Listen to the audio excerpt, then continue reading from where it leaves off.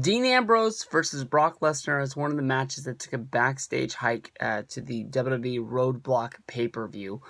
Both guys ended up being used on the card. Bray Wyatt was used to go up against Brock Lesnar. Dean Ambrose was used in the main event to go up against Triple H. I honestly felt that of everything that happened at Roadblock, it really put over Dean Ambrose. Even though he came down with a losing effort in the main event, he did get a 3 count over Triple H, even though it was ruled that Dean Ambrose's foot was underneath the ring. It sort of showed you that he could go up against anybody in the WWE and pull out a victory on any given night. I think it was at the Elimination Chamber pay-per-view where Dean Ambrose scored the ultimate upset by beating Seth Rollins to become WWE Champion, only to have it taken away by the referee, who took a ref bump during the match, sort of wake up during Dean Ambrose's celebration to say, no, the match had already been thrown out. It was a disqualification because Seth Rollins had pulled Dean Ambrose in front of him as Dean was coming to attack the referee, or coming to attack him. He pulled him in the way so that he would take the fall. One thing leads to another. Now they've sort of added in that Dean Ambrose has this I'm going to do anything to sort of even the score against Brock Lesnar. He knows that Brock is bigger. He knows that Brock is better, but he believes that inside of him he has a determination. He used on SmackDown to be able to show that he's fighting for the whole city of Cincinnati. Something that really sort of surprises me that they would sort of pull that out of there, whatever was going on. But to me, honestly, Dean Ambrose pulled that crowbar out on Raw to even the score between the fight between him and Brock Lesnar, and that was able to make Brock take a step back in it. And then he was approached by Mick Foley and given a barbed wire baseball bat.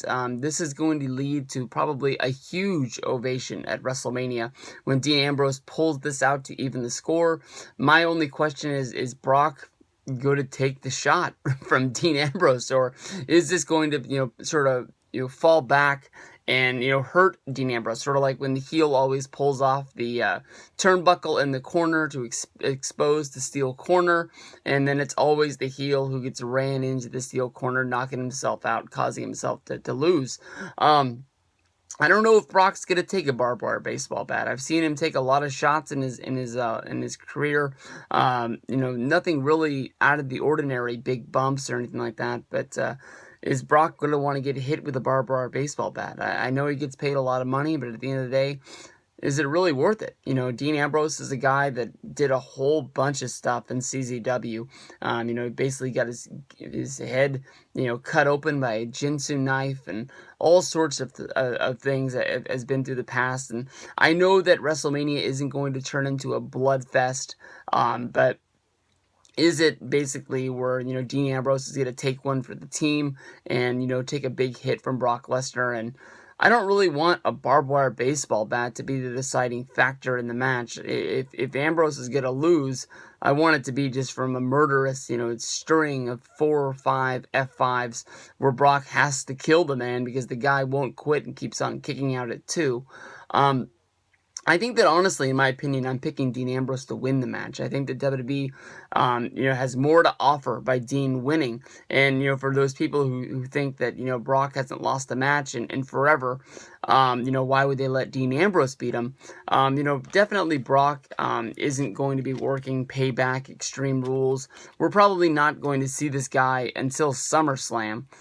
So to me, I don't think that Brock loses that much by losing a match, but definitely by SummerSlam, I see Dean Ambrose in the main event picture wrestling against Roman Reigns, who will probably be WWE champion sometime around here.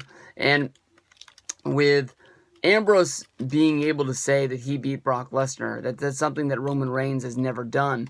And I think that's something that adds to a Roman versus Dean Ambrose storyline, that Dean Ambrose would actually have a reason behind why he is going after Roman Reigns, why he wants to be champion, because of the fact that he thinks that he's better than Roman is, and that he has accomplished more in his part of his career.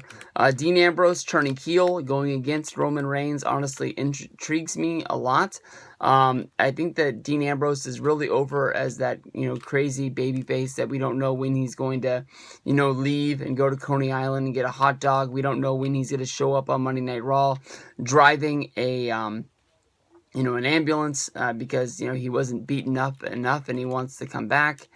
I think that Ambrose is a good character. I think that, honestly, I think he could be a main event guy. I know there was a lot of people saying that he was going to be the new Stone Cold Steve Austin. I do think that he's a long way away from that, but I do think that Ambrose is one of those guys that does bring in, the not the mainstream people, the casual viewers of, what the hell is this motherfucker going to do next? And he could turn himself, I don't want him, taking unprotected chair shots to the head, but he easily can turn himself into something, closer to being like the next Mick Foley, who will, sacrifice his body to get that loud pop, get that little ovation, and be that guy as, what is he going to do next? So I think that, honestly, this is probably the third biggest match on the card. Honestly, in my opinion, it's one of those matches that we'll see what happens. It's not like I'm really, really looking forward to it. The real fun ones are going to be the main events. So we'll see what goes down with this match. But I got Dean Ambrose to get the win.